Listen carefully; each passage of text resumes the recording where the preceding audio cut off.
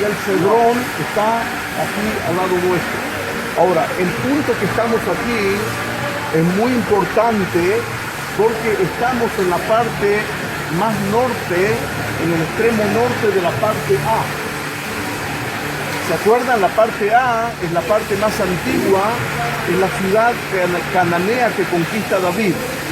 Ahora, según el relato bíblico, en el libro de Samuel, David construye un palacio para sí mismo. Después que conquista la ciudad, construye un palacio.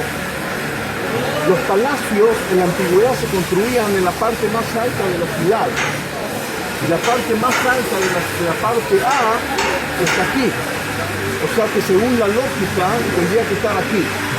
No solo eso, sino, ¿me escuchan?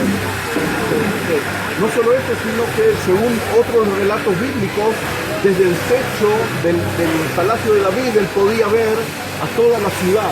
La vio a Batseba cuando se estaba bañando, cuando se estaba tomando una ducha en el techo de su casa.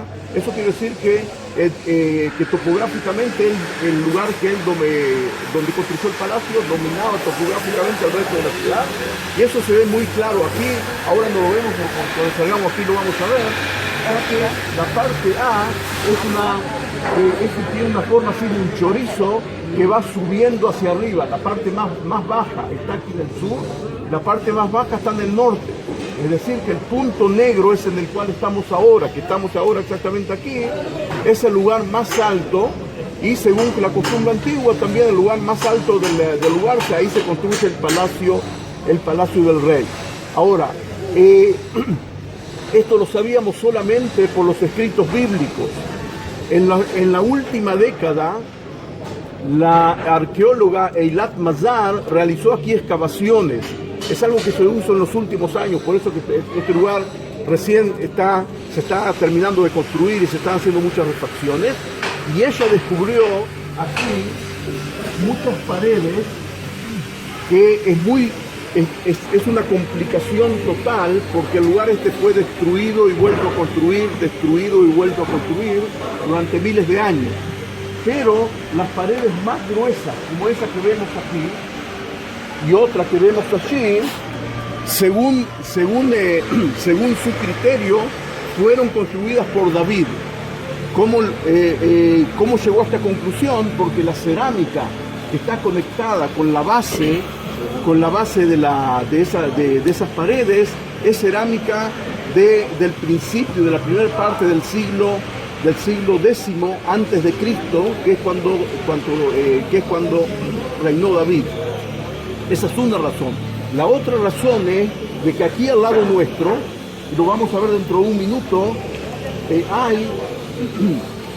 aquí al lado nuestro, voy a pasar a usar ahora la otra página.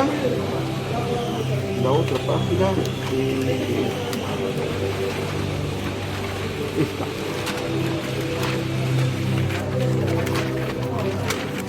Fíjense, nosotros estamos aquí donde aparentemente estaba el Palacio de David. Por supuesto que esto es una reconstrucción, no es lo que se ha encontrado, sino una reconstrucción. Aquí, debajo del palacio, es decir, inmediatamente aquí debajo nuestro, hay una base escalonada. Es como una especie de ladera construida con piedras escalonadas de unos 30 metros de alto, que está hecho para contener a la ladera de la montaña, para que aquí pueda ser construido algo muy grande, algo muy pesado, como un palacio. Ahora, la base escalonada esta, que hubo muchas discusiones entre los arqueólogos para datarla, para determinar cuándo fue construida. La arqueóloga Eilat Mazar llegó a la conclusión de que esa base escalonada también fue construida o reconstruida en la época de David. ¿Cómo se hizo esto? Recibieron permiso para sacar algunas piedras de esos escalones y revisar y estudiar la cerámica que está adentro. Está adentro, y esa cerámica es del siglo X a.C. Es decir que, al parecer, según su opinión, que fue aceptada por muchos estudiosos más, todo este complejo que vemos acá, de la pared, de la ladera escalonada que tenemos aquí, con el palacio que hubo aquí, fue construido en la época de David. ¿Sí? Quiero decir unas palabras sobre otras cosas que se encontraron aquí y después vamos a bajar un poquito para acá para poder apreciar esa base escalonada. Como dije, este lugar, donde al parecer construyó David su palacio, fue destruido en el 586 y después vuelto a construir. Durante miles de años este lugar fue destruido y vuelto a construir, por eso es una mezcla total que es muy difícil de separar. Es muy difícil de separar. Pero a pesar de esto, se encontraron aquí, en este mismo lugar, se encontraron varias bulas muy importantes. Ahora, ¿a qué me refiero cuando digo bula? La palabra bula es una palabra latina. Hoy en día bula, por lo general cuando uno dice bula, la gente entiende que es un decreto del Papa.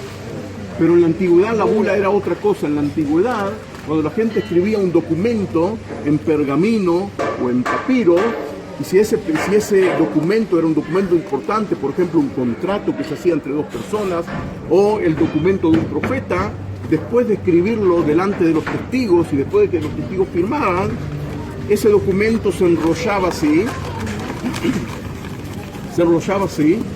se lo ataba aquí con un hilo y en la parte de abajo del hilo, debajo de la atadura y sobre la atadura se ponían dos pedazos de arcilla y se los apretaba para sellar todo delante de los testigos, ¿sí? Y le fíjense, ese es un documento cerrado con cuatro bulas, y una persona que tenía un cargo, con el sello de él, sellaba ese documento, y a eso se le llama bula.